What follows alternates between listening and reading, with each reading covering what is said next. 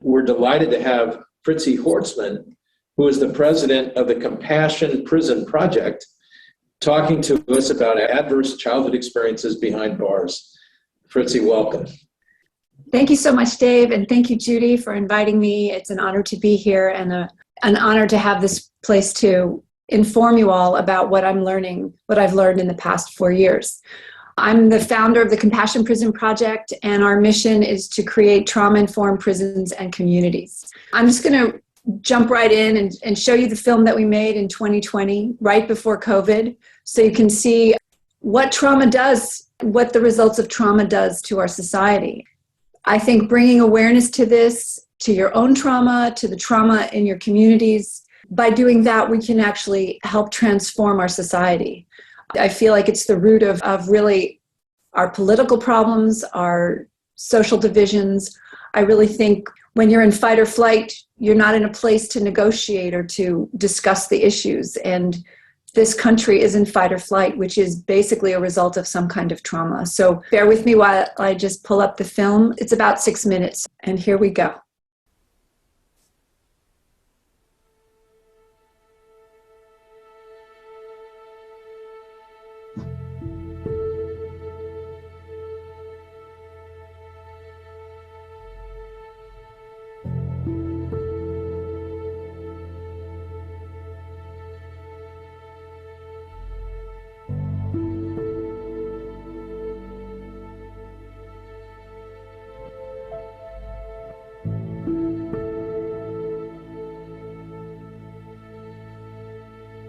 It's time now, everyone. We're gonna do the Compassion Trauma Circle. Is everyone ready to face their past with compassion? Is that a yes? Yeah!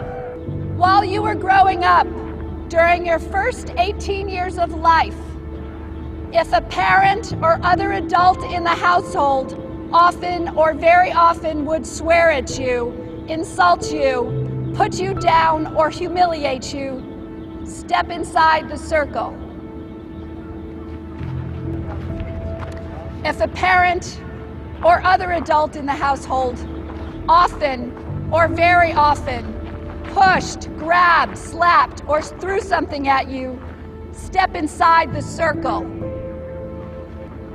If a parent or other adult in the household often or very often ever hit you so hard that you had marks or were injured, step inside the circle.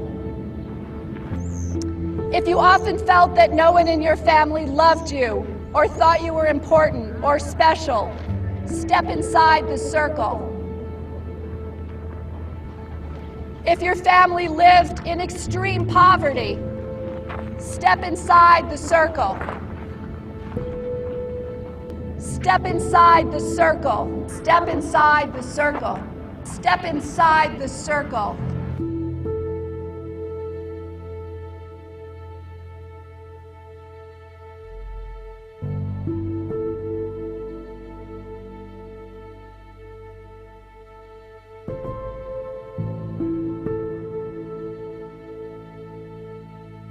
There is no shame. There is no shame. There is no shame. I'm so good. Good to see you. How are you?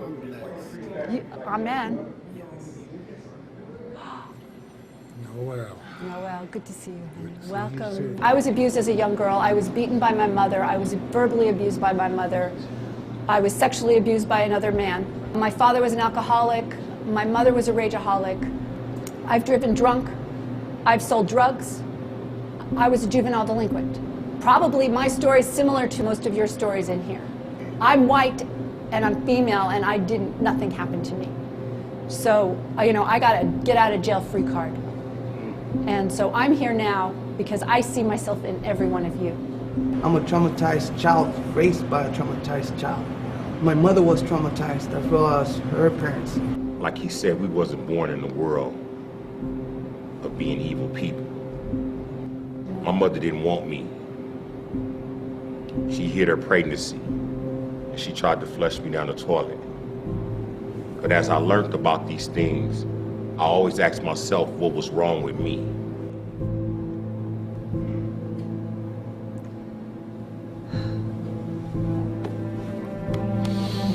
When I come to the circle and I see everybody else and she's reading off the questions and people stepping in further, I look at my childhood and I'm like, a lot of these people in this yard are just like me.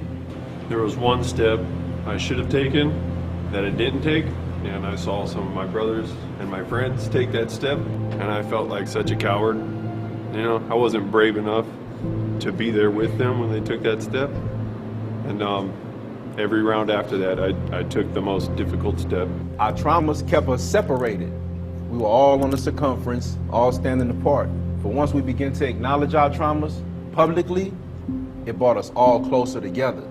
In prison, you're not supposed to show your weaknesses in prison, no. But to want to do that, to walk in that circle like that, and to take each step forward was a reminder to ourselves that we still have humanity and we worthy to be loved, though. Most people on the outside don't understand that we want to change so we can re-enter society better than what we left it. And I think one of the things that when you was yelling that no shame and you had us yelling it out, it was freeing us too. And it was a point to where when I was looking at that and we was all looking at it in a circle, you can hear that echo, no shame. And that was very powerful, especially coming from a little lady like you. I'm 76 years old. I've seen a lot. I don't like talking. I like to meet people that understand what's happening without words, and you one of them. Today has been one of the best days I had in my whole entire life since I've been out of these 40 years.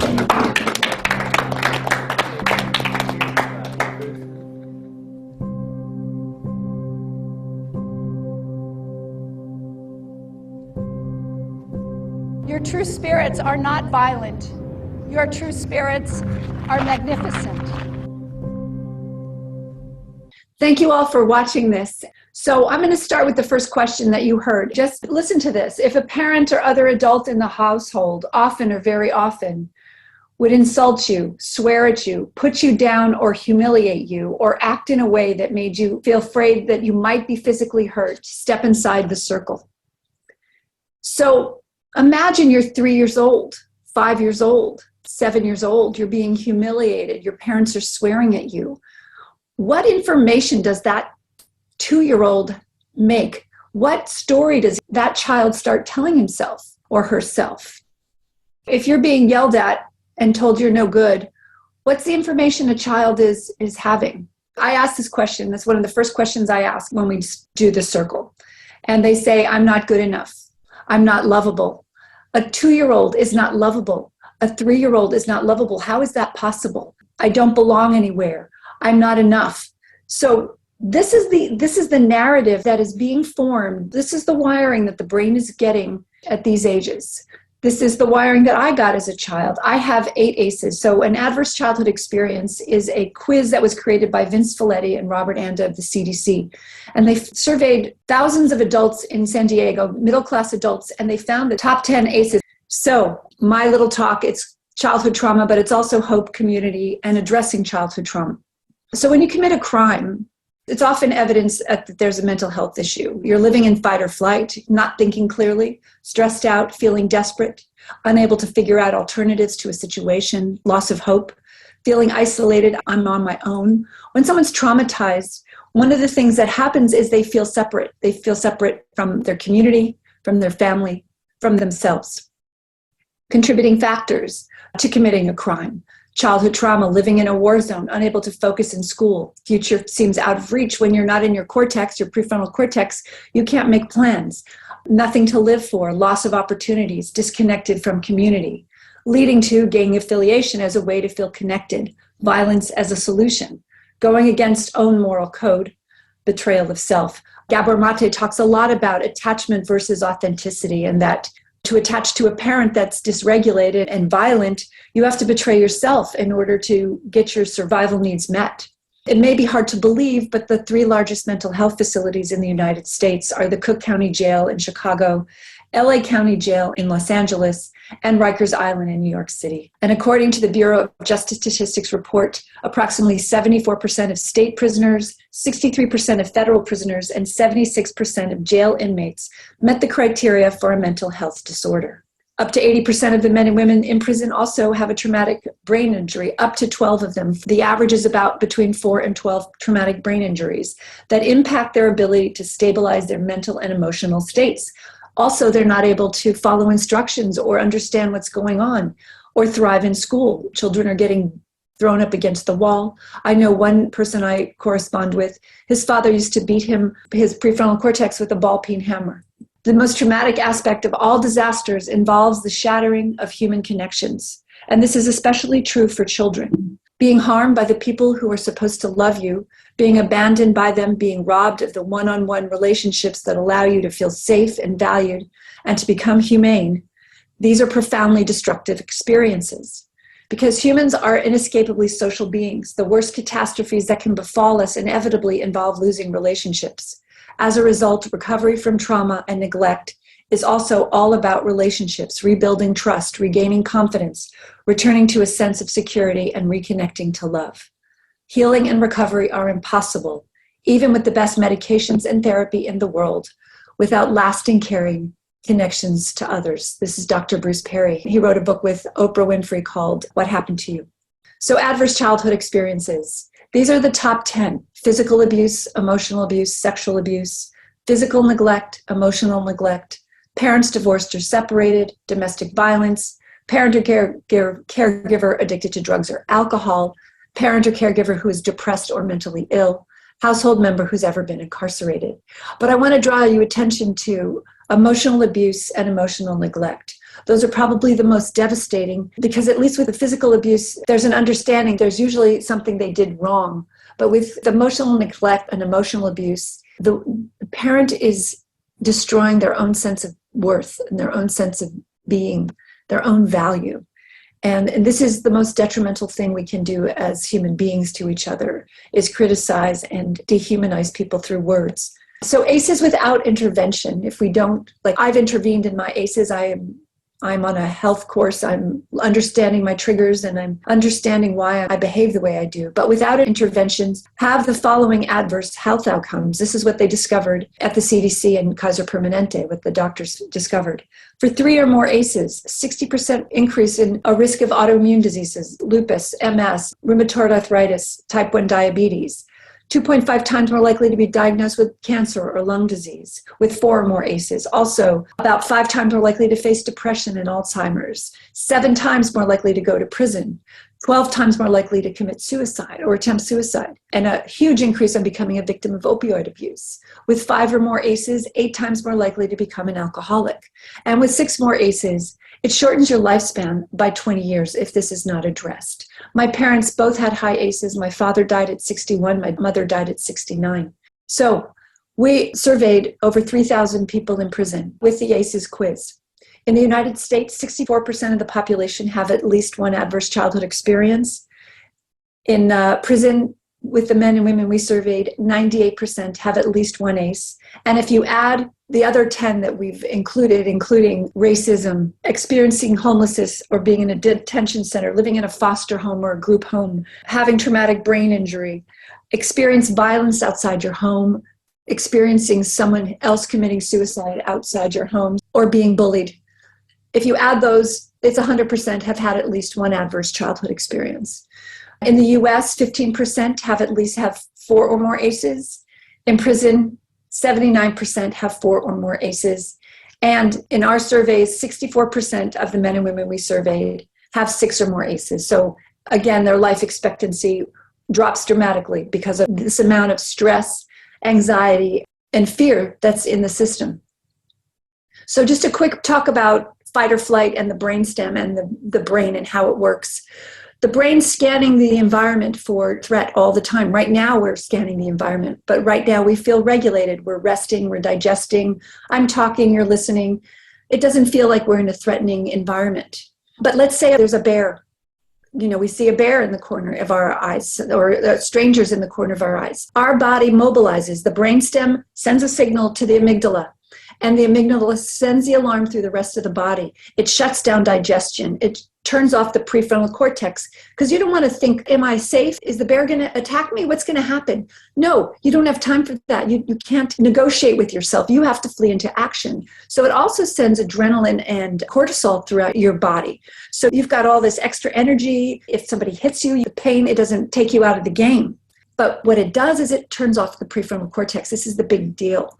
This is what the prefrontal cortex governs. It's your executive functioning of the brain, behavior control, self-monitoring, mental flexibility, judgment, problem solving, emotional expression, awareness of abilities, motor planning, ability to pay attention, pro-social interactions, social emotional regulation, personality, organization, concentration, empathy, wisdom, compassion, planning, anticipation, speaking.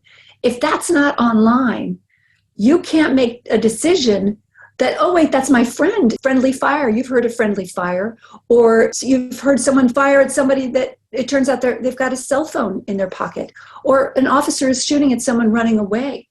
The body is under threat and it cannot distinguish what's going on. It's just doing what it thinks it needs to do to put it back into safety. So now, if this is happening all the time, if that bear or that stranger is in the house living with you all the time, you never really get out of fight or flight. You never really get regulated, able to learn, able to feel safe, able to have a safe and loving childhood.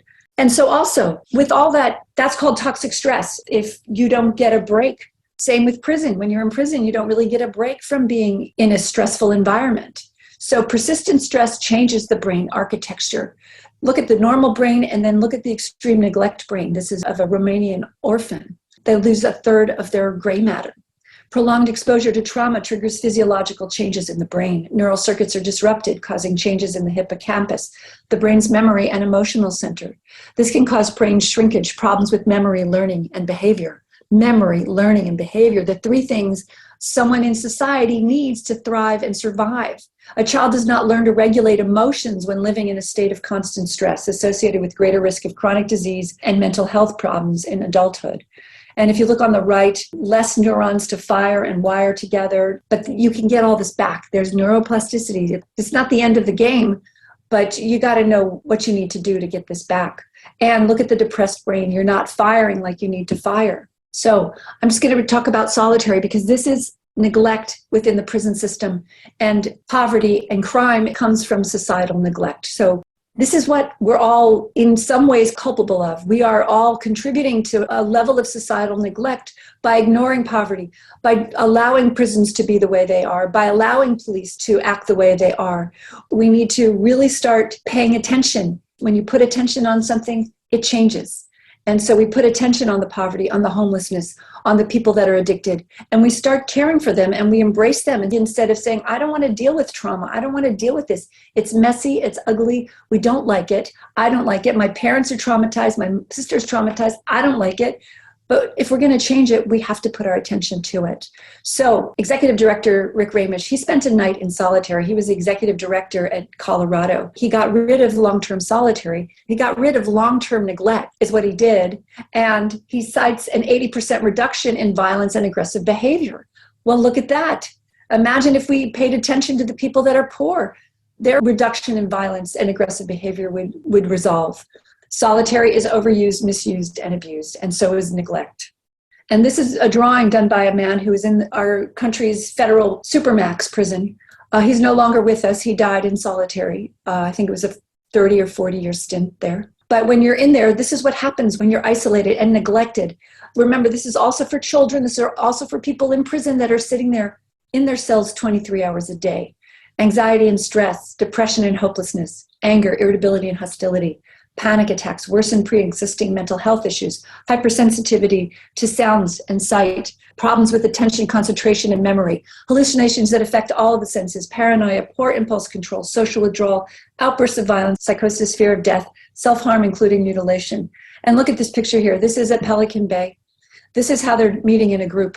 But this is better than being in your cell, I got to say it, but it's warped. It's a warped situation. Solitary confinement, nationwide, suicides among people held in isolation, ADSEG they call it. They don't call it solitary. They hate it when I call it solitary because it it makes them really see what they're doing, account for almost 50% of all prison suicides, even though less than 8% of the prison population is in isolation.